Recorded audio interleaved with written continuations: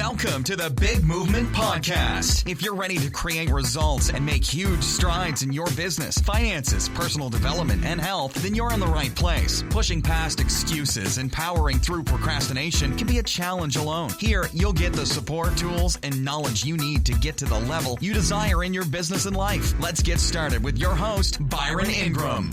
And welcome to another episode of the Big Movement Podcast. Today we have Veenu Keller, who is an inspirational speaker, preventionist, life coach, and a best-selling author, where she focuses in on helping people understand the impact that bullying has and what we can do to minimize it and ultimately prevent it. So let's give a warm welcome to Veenu. So Veenu, welcome.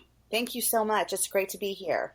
You're welcome. So how did you get into this world of anti-bullying? Because it's a movement that's going on where people are becoming more aware, but how did you get your start in it? So I personally was bullied I feel like my entire life. I guess that would be a little stretch, but since I was 6 years old, I was bullied through grade school, middle school, high school. I was bullied in relationships. I was bullied by my brother at home. I was bullied in the workplace. And most of all, I bullied myself. You know, when you start to take away from yourself because that's what you believe, you start to believe everything else that everybody else is saying about you. So you bully yourself in the mirror. And so when I was 13 years old, that was the first time I prayed to God that I wouldn't wake up in the morning because it was so bad. And when I did wake up, I decided that, one day I was going to change the world. In a 13-year-old's mind, I felt like I could change the world. I could change society from all the judgment, from making people feel less than them. And I kind of let go of that as I got older because I was still being bullied. And I'm like, okay, this isn't going to happen. And then now I'm doing it. Wow. Now that's an incredible journey to have it begin at such an early age. And what was it that made you decide that you wanted to do something about bullying besides that you experienced it throughout your whole life? I was at a personal development seminar on leadership, and there was a speaker there that was very dynamic. And he offered to do like a speaker workshop, he's like, if you have a story and you want to develop it, then come to my workshop. So I'm like, I do have a story. And all of a sudden I went back to that 13-year-old little girl inside of me going, maybe this is the way. Maybe this is the way to change society. And I took his course in 2009. As soon as I was done, within 2 weeks, I had my own little seminar in a hotel where I had just my son's friends come. They were teenagers. And it was more about identity and who I am, and realizing who you are would stop things. Then it didn't really go as planned. I wasn't seeing all the bells and whistles with it, so I kind of let go of it. And then in 2013, a friend of mine asked me if I would come and do a class on, what I did for a living. It was like career day. And I went and I spoke to these 7th and 8th graders about being a life coach. And in doing so, I was speaking about my clients, some of my clients that were cutters, some of my clients that had no self-esteem, some of my clients that were being bullied at school. And I can see the physiology in these students. I came home that night and I realized that this was a problem that no one was addressing. Nobody was getting to the cause. And I took another speaker course and got certified as a professional speaker. And it was during that time I knew that there was a whole movement ready to be started. Wow. Now that is an impressive journey to get to that point where you start seeing those needs, because I think so many times we go through life, we don't realize that gift that we have and that there's this unfulfilled need that needs to be met. Right. And what was it that when you started seeing that need out there that made you decide you needed to do something? What was that thing that you saw about bullying that attracted you that made you decide that it was time to do something?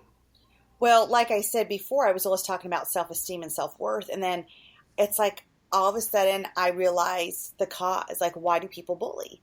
You just said we have a need that we have to meet. And the bully is not bad. The bully is using a coping mechanism to meet their needs, as we all do. They're just not doing it in a great way. So I looked into it more and I talked to the people that bullied me.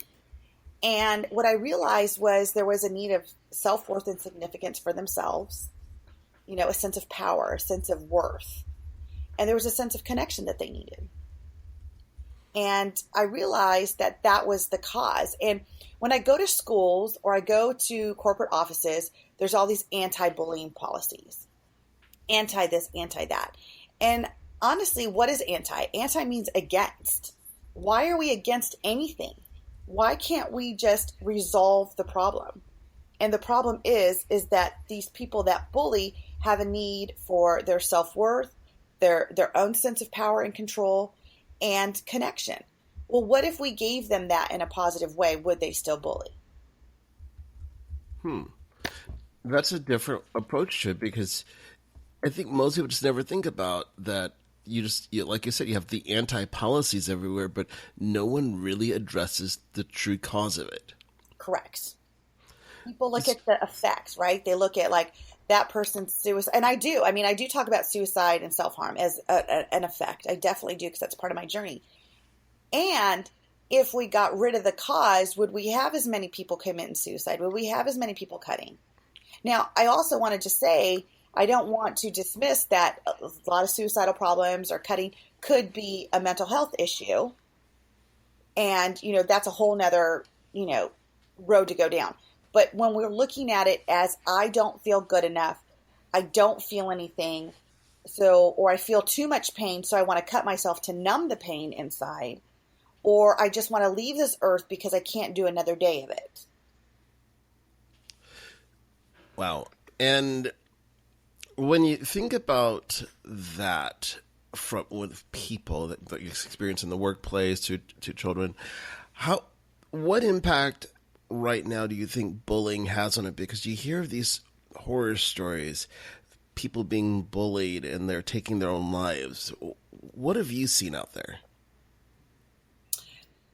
I have seen that, it's like every month I get another one in the mail, in my email, about another child that's taken their life because of bullying. And, right now, what I see the biggest thing is cyberbullying. When I was being bullied, I had the luxury of going home and shutting my door and shutting myself off to the world. Kids nowadays don't have that. They turn on their computer, they open their cell phone, and there's somebody saying something about them, and it's going viral. And with the cyberbullying, how can people really begin to cope with it? Because, you see it at different levels, everywhere from kids to adults in different capacities. Right. So what I teach when I go to schools is like one of the things I tell kids is like, I'm a power shooter. I don't hold anything back. And I am going to go rip open the wound so we can let it start to heal. I'm not going to go put another Band-Aid over it, because that's what these anti-bullying policies do. It just puts a Band-Aid over it.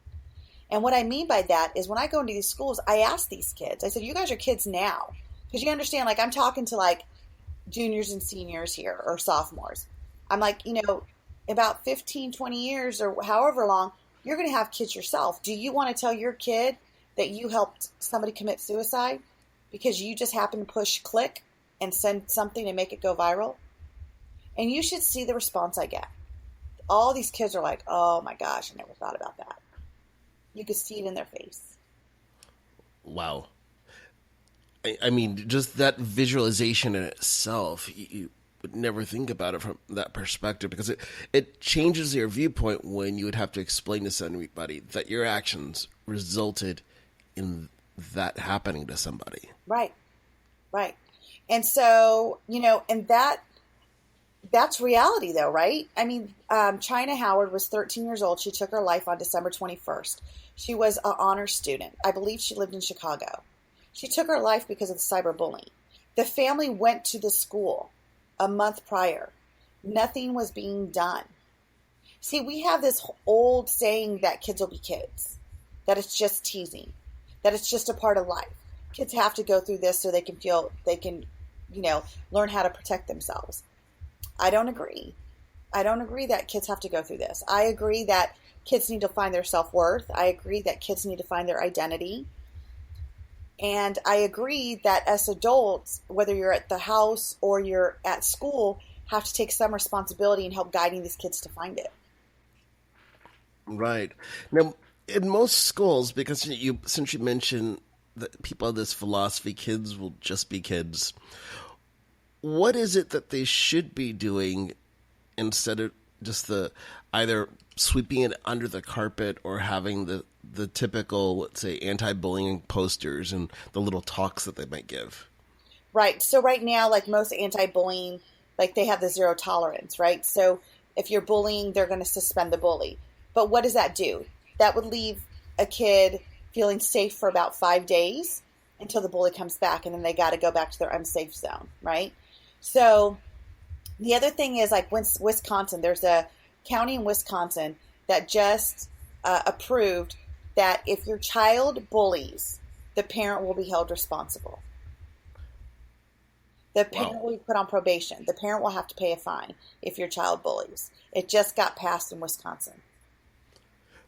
Now, that's a different approach. And how are they going to hold the parent responsible? I don't know. I'm looking into that to find out, because I don't just talk to kids. I talk to the parents too. I talk to the parents about understanding the signs and stuff. Let's go back to Columbine for a moment. Mm-hmm. With the 2 boys. The parents had no idea.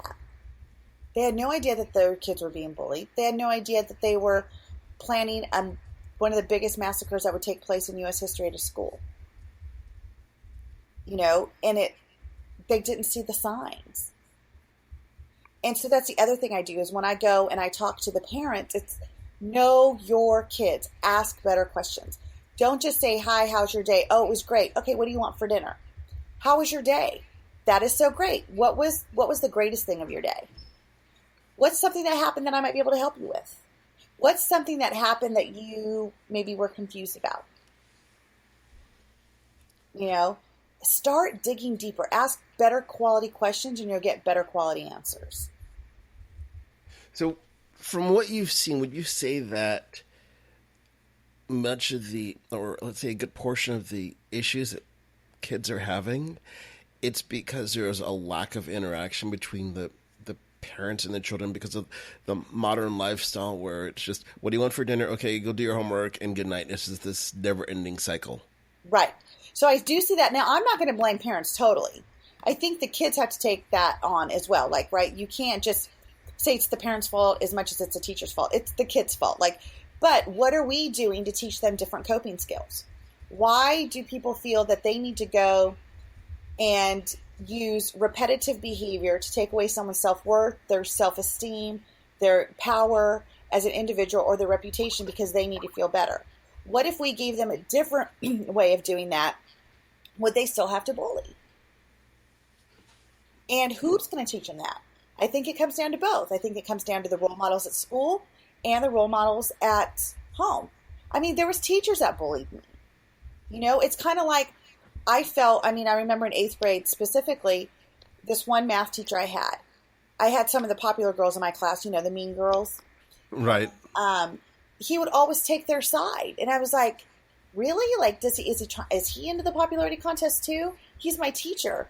Like, if anything, you want your teachers to be neutral. My teachers would stand by while these kids would taunt me. And they did nothing. They didn't make them stand up. They didn't say, stop doing what you're doing. They didn't say, knock it off. They just allowed it to happen. It makes you wonder how often that happens every day in the classroom, where a teacher might just be a bystander instead of standing up for that kid. Would you say that has a significant impact in terms of contributing to kids continuing along that path of bullying? Absolutely. I think it also contributes to the kids want to commit suicide. You got to think about it. 160,000 kids won't go to school today because they're afraid to be bullied. If they're afraid to be bullied, why should they be afraid to be bullied if their teachers are there protecting them? There's no safe zone for them. 65.5 million Americans are bullied a year in the workforce. 65 million? Yes. Yikes. That's an insanely large amount of people. That is. And that's happening in the workplace. And I shouldn't say I guarantee. It would be my hallucination that a lot of those people that bully in the workplace probably bullied when they were younger too, because that behavior was reinforced, right? They got what they wanted out of it. Right. And a bully just doesn't target one person sometimes. See, let's talk about that for a second. Like, if I have some funky shoes and somebody doesn't like it, they might go, nice shoes. That's not bullying. What's bullying is if it's the same person that's saying that to me and saying it to somebody else and saying something else, like just targeting anybody they can so they can feel better about themselves. The person is the bully. Okay. I wasn't the only person bullied at school by the same people, but I was one of the targets of the bullying. Right. So in the workplace, what are some of those signs that you would see because people might be wondering, like, I wonder if I'm being bullied. Right. What are those signs there that they could be looking out for where they could start thinking, well, that person's not just a butthead, they're a bully. Right. So I would look at, are you being intimidated? Is your boss using things over your head? Excuse me. Sorry. Is your boss holding things over your head? Is there sabotage going on? Is it like, hey, this is the due date when the due date was actually earlier? Are things going missing that that you did? Are files being deleted? Are people talking about you? Is your boss calling in like secret meetings, but yet there's no agenda, there's no paper trail? Let me tell you that companies these days are losing billions of dollars because of this. You know why? People are stressed out. Stress leads to sometimes obesity, alcoholism, drugs, sicknesses, internal sicknesses, all from stress. Stress comes from bullying. The absentee market that's going on in workforce places is billions of dollars being lost because you have to, how much money have you used already to train this person? Now they're gone because they're sick all the time. Now you have to train somebody else, so that's more money you have to use for training. What about all the sick leave that they get, paid sick leave that you're paying out? So that's billions of dollars that go a year.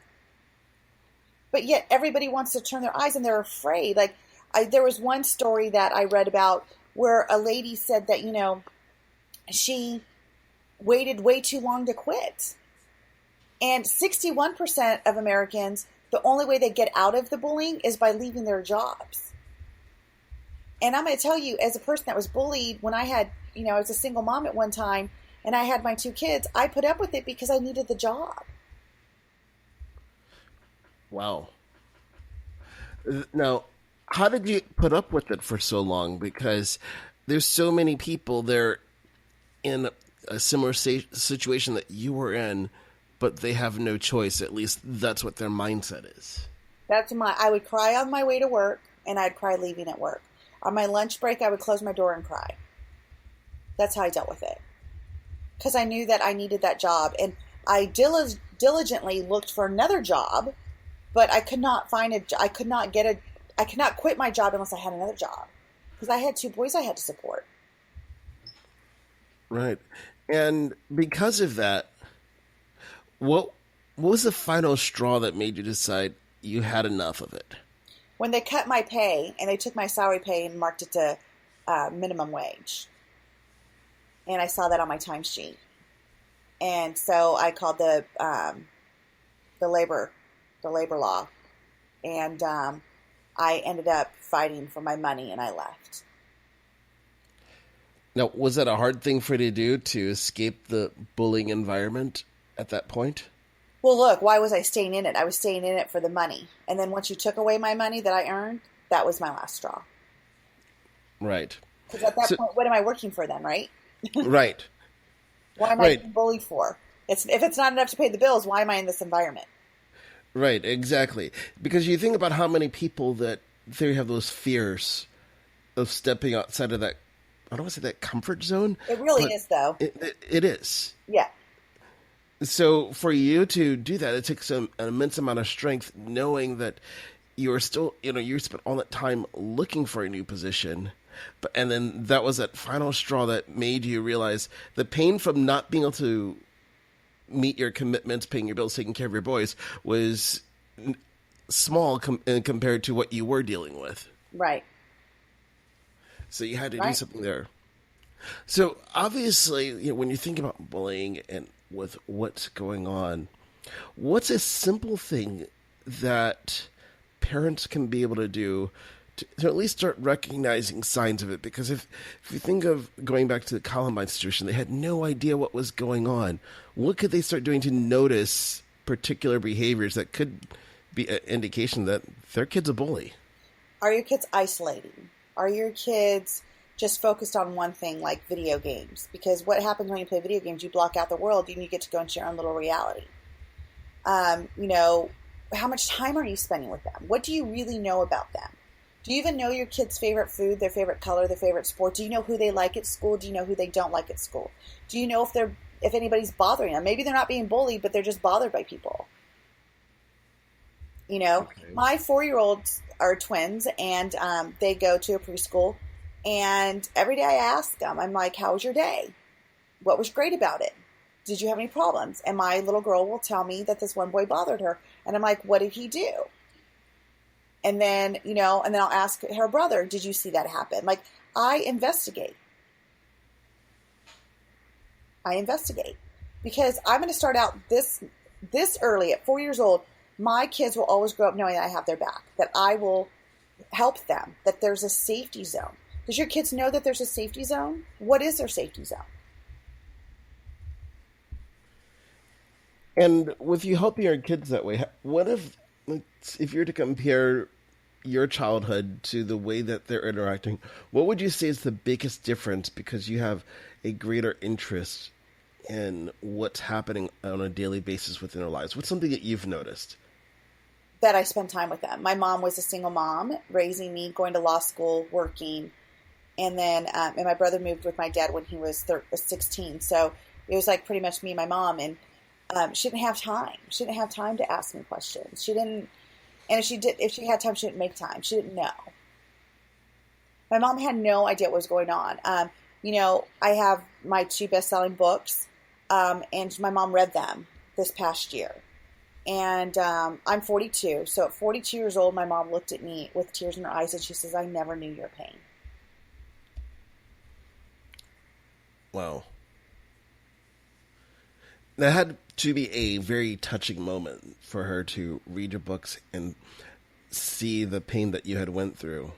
What's the relationship like now compared to then, now that, knowing that she read what you went through? My mom and I have always been really close. I always knew I had love for my mom. And now, though, when she said that to me, I looked at her and I'm like, it's okay. I wouldn't be doing what I'm doing if you didn't know my pain, because you would have stopped it. And what did she do in terms of that reaction? Because that was pretty profound for you in terms of giving her that forgiveness. It was, but, Brian, you have to be able to look at all your wounds, whether it's bullying or anything else, sexual harassment, anything in your life, you've got to be able to find the gift. My gift now, and I realize why I survived through my suicidal attempts, through my suicidal ideations, through my self-harm phase, through everything. Why did I survive it? Is because I needed to go through it so I could help people and understand their model of the world. Right. And that's so powerful that you recognize it, because so many people, they just don't tend to do that. So now, another area of bullying, things that I see out there, it's, if you look at social media and any type of online platform, you see people saying comments and they're saying negative things towards other people and this is just my mindset and thinking freely, that you see them saying things that they would never say in person to another person's face. What's your take on people who are doing that?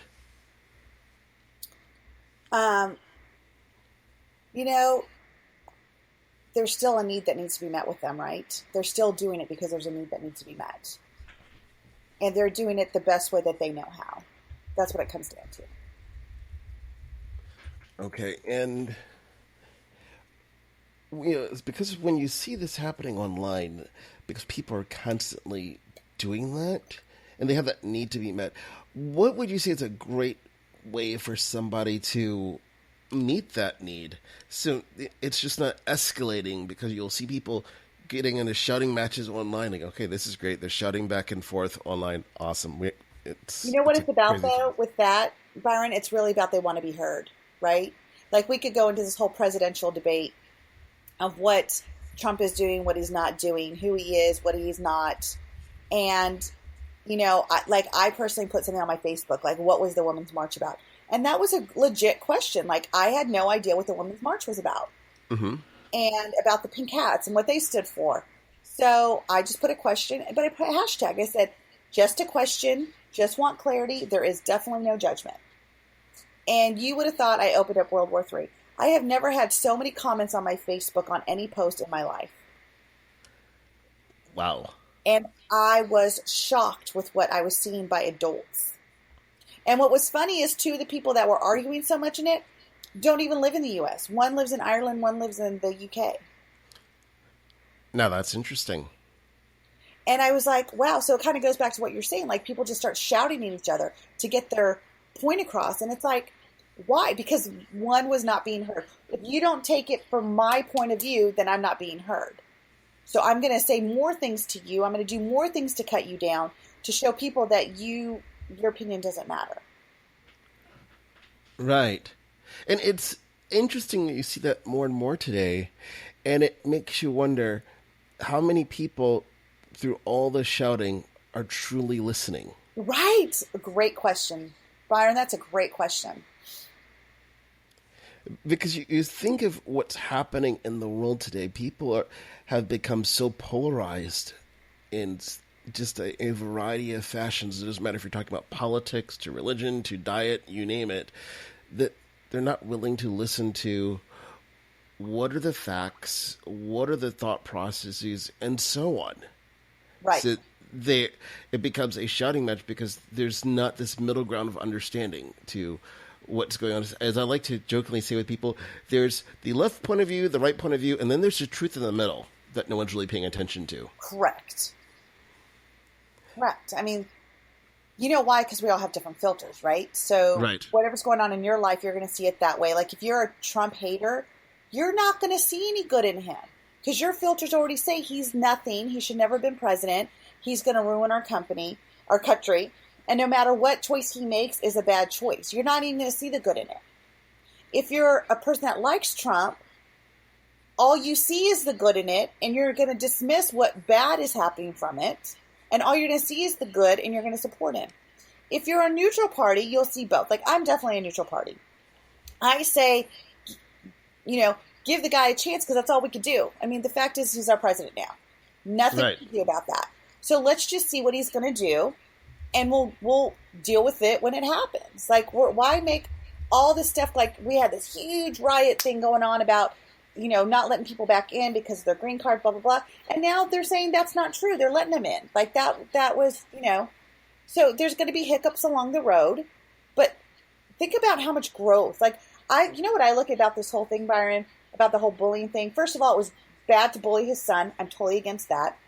The other thing is, look at how much our country has united. Like, all the mean girls put all their meanness aside and came together as a sisterhood. That was amazing. Right. So a lot of good is coming out of this, but people can't see that. Right. And you think about why people are doing that. They want to be heard. Yeah, it goes back to they want to be heard, and it they goes back. Right. Let's say this though. They don't want to just be heard. They want to be heard and right.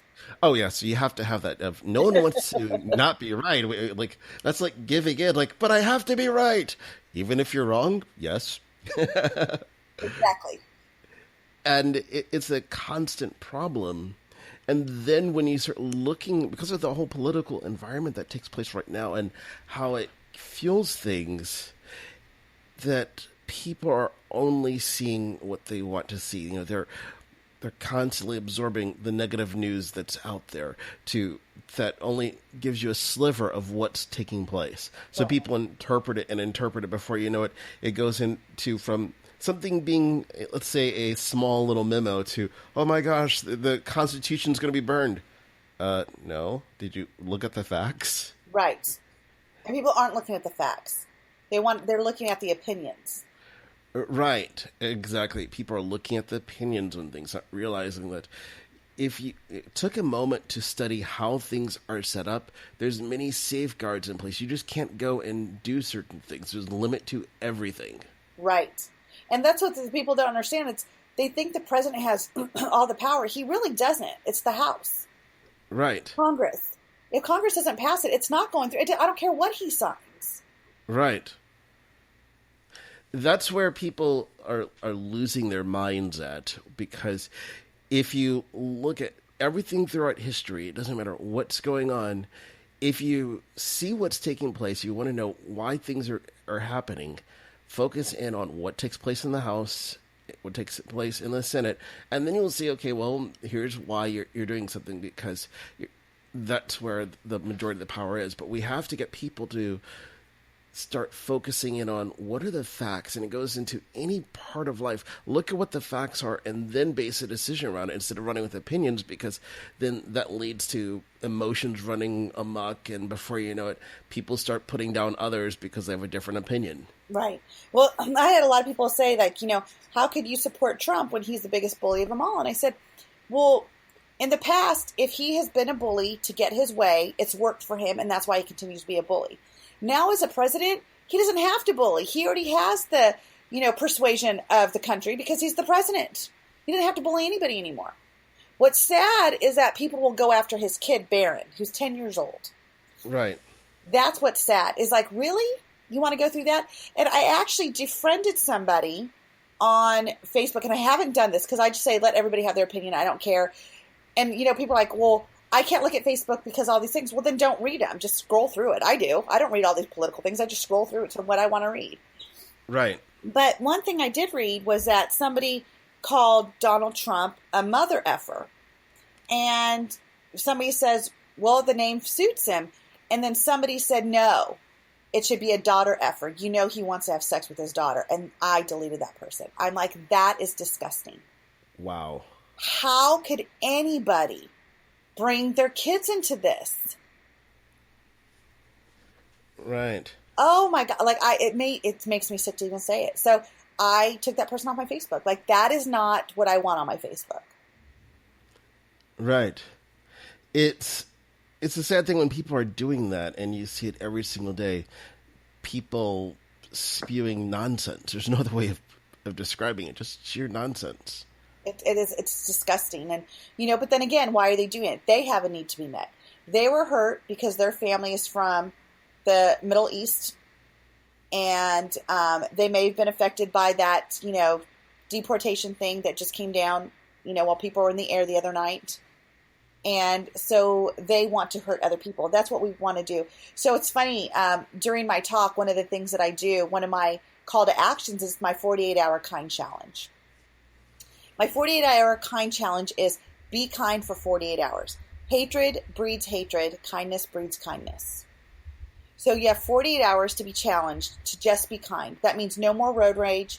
That means not yelling at everybody, yelling at your kids, yelling at your husband, yelling at your wife.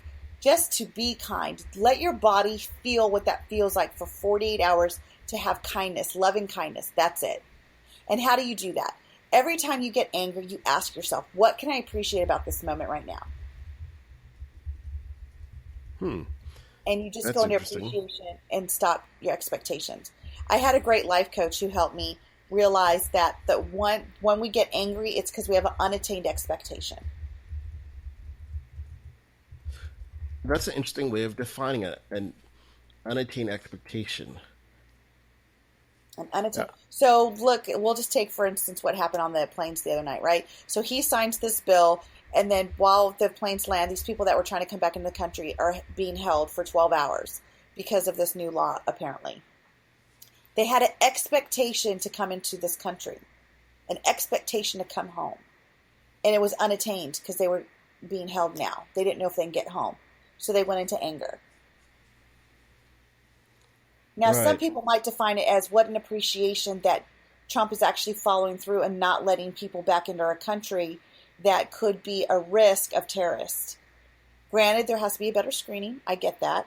And what can we find what's great about it? What's great about it is he's actually trying to make a difference in this world so we can get rid of the terrorists.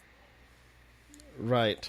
And what happened was within a few hours, they were released if they had a green card and a proper visa. So not one person ended up being detained.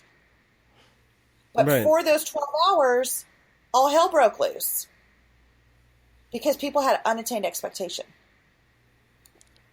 Right. And that is so important for people to understand. It's that you can turn a situation into a positive if you make the conscious decision to do so. Mm-hmm. Absolutely. And I think that's the meaning we give it, right?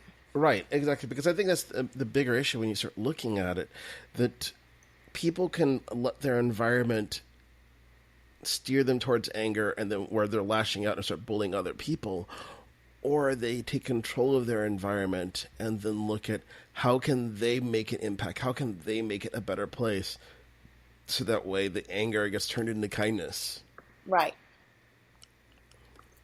And that's what has to happen consistently for the world to change. Right, exactly. Because it's not going to change in terms of just someone, just saying, okay, everybody be nice to each other. It's not going to happen. Each and every person has to make that conscious decision. How can I be nicer to at least one person every single day? And if people start doing that, it'll be a ripple effect. Correct. So now, obviously, you're having an impact in the world with the different presentations you're doing, the speaking engagements and so forth. How can people learn more from you in terms of with helping their children? Like if they're seeing like, oh my gosh, my kid, I think they might be a bully, but they're not really sure how. What resources do you recommend for people so that way they can learn more about their kids and their workplace and so on, about how to really solve bullying? First, I would say that they need to really start building their kids' self-esteem and self-worth. Let their kids know that they're enough. If they didn't get the grade that you expected them to get, just appreciate that they got a grade that they could do. And you ask them quality questions like, you know what, this is so great. I'm so glad you passed. What do you think you could have done differently? Do you think you could have done better? Or is this your best? And if they say, this was my best, I studied, I don't know what went wrong. Wow. Okay. Well, you know what? I'm so proud that you put that effort in there. Don't worry about this grade, but let's try to figure out together what did go wrong so next time you don't have that problem. Right. And that's important because I think if people did that more, it would alleviate a lot of the stress that kids are having because they recognize what they've been doing and what works. Correct. Because you look in many cultures, if you're not getting the best grade, there's that pressure, that sense of punishment. Kids are being put down because they didn't try hard enough. Right. As let's face it, that it doesn't matter how hard you study. There's always going to be some people that will have a very easy time getting an A, and then there's going to be some kids, no matter how hard they study, they're not getting an A. Oh, exactly. And it's just the way it always goes. But it's different subjects. There's some people out there, you put a foreign language in front of them, they'll ace it. You show them a math problem, it's like kryptonite to Superman. Right. So we have to focus in on those strengths and then boost the other things up however we can and just be supportive. So how can people learn more about you in terms of the speaking engagements and the services that you offer? I have a website. It's www.veenuinspires. That's VeenuInspires.com. I'm on Facebook. I have a coaching program. I have something I've developed to help families. When you talked about families, like what can families do to help their kids? So when there's behaviors going on in the home, I have a 4-day program called the In-Home Turnaround, kind of like Nanny 911, but with strategies that will work 100%. I get 100% results. But you can find out about all this on my website and what I have to offer. If you like to get up and have a quick chat with me, I'm open to that. I'm just here to help people be the best version of themselves. Well, that's what all we can ask for, is that people show up and be the best version of themselves every single day. Yes. So, I want to thank you for coming to the Big Movement podcast today and sharing your wealth of wisdom about bullying, politics, and you name it, so people don't lose their minds in today's world.